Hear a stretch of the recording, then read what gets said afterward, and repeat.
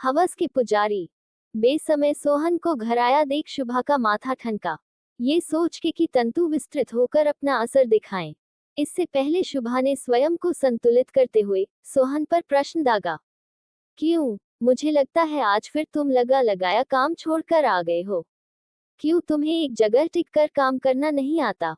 बड़ी मुश्किल से तुम्हें तुम्हारा मनचाहा काम इस बार मिला था। कब तुम्हारे स्वभाव में बदलाव आएगा?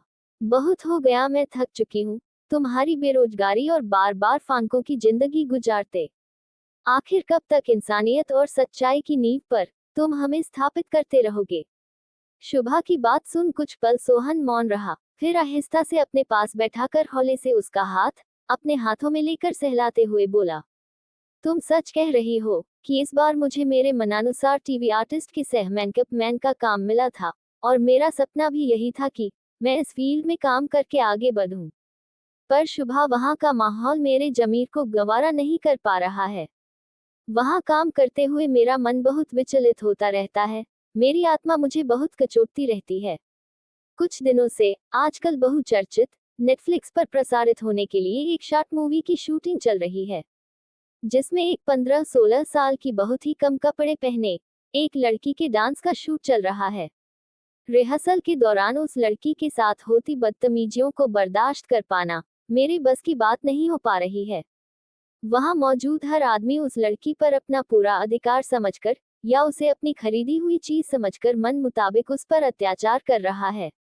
आते जाते चाहे वह छोटा कैमरामैन ही क्यों ना हो, डायलॉग सिखाने वाला ही क्यों ना हो, सीन समझाने वाला भी क्यों ना हो, यानी कि हर वह आदमी जो इस शूटिंग का हिस्सा है उस 15 साल की लड़की के बूब्स दबाता रहता है। कोई उसको जोर से पकड़कर होठों को किस कर देता है, तो कोई उसकी जांघों को थपथपता है। आज तो हद हो गई। जब डायरेक्टर ने उस मासूम लड़की को सबके सामने बेड पर पटक के उसके साथ बदतमीजी करना शुरू की, तब मुझसे रहा नहीं गया। मैंने डायरेक्टर को उस लड़की के ऊपर से खींचकर हटाते हुए गालियां देना शुरू किया और यह सब करने को मना किया तो जानती हो। उस आदमी ने मुझसे कहा कि अबे साले, क्या तेरे में मर्दानगी नहीं है? जो तू इतना गरम माल देखकर ठंडा पड़ा रहता है, तुझे किसने रोका है? तू भी इसके साथ मनमानी कर, मुझे क्यों रोक रहा है? अरे औरत को बनाया ही इसीलिए है। मैंने उसकी बात का जवाब देना उचित नहीं समझा, क्योंकि मेरी बात उसकी समझ के परे थी। ये सब उसका रोज का काम था।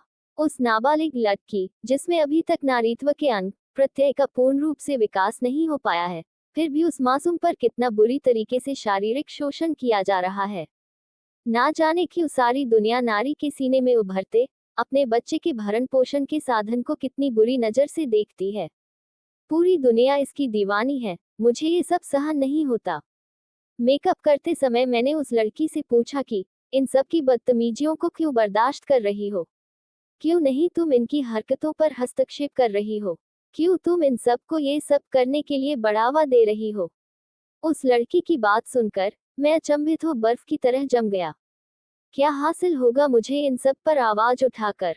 क्या होगा इन लोगों को मेरे मना करने पर? अरे, तुम क्या जानो, औरत कहीं पर भी है, किसी क्षेत्र में भी है, उसके साथ कहीं ना कहीं किसी न किसी तरीके से इस प्रकार के शोषण होते ही रहते हैं। शादी के बाद पति भी अपनी पत्नी पर पत्नी के मनानुसार कभी कोई हरकत नहीं करता। जब उसका जैसा जी चाहता है अपनी पत्नी पर अपना अधिकार जमाकर अपनी हवस पूरी करता है, तो फिर वह भी तो सब बुरा है। तो मैं कहां कहां किस किस बात पर ऑब्जेक्शन उठाऊं, किस किस का तिरस्कार करूं? और यह मेरे लिए फिल्म लाइन का पहला अवसर है जो मुझे काम मिला है। इस लाइन में काम करने के लिए पूरी जिंदगी लोग सपने देखते मर जाते हैं और सपने पूरे नहीं होते। अब मुझे कोई फर्क नहीं पड़ता इन सब बातों का। अगर नन्ही चिड़िया ने आसमान छूने की मन में ठान ली, तो फिर उसे अपने आसपास उड़ते बसते बाज गिद्धों से डरना बंद करना पड़ेगा। मैंने बहुत कम उम्र में पुरुष प्रधान देश में पुरुष की मानसिकता, उसकी सोच, उसके आचार विचार, उसकी चाहत, उसकी कितनी उड़ान है, सब कुछ समझ लिया है। बड़े से बड़ा व्यक्ति चाहे करोड़ों अरबों पति हो, बहुत बहुत ऊंचे पद पर हो, पर औरत के आगे दुम ही हिलाता है। तुम अपने काम से काम रखो, इससे ज्यादा सोचने की तुम्हें जरूरत नहीं है। सोहन की बातें सुनकर समझकर शुभा पूरी तरह से निरुत्तर हो गई।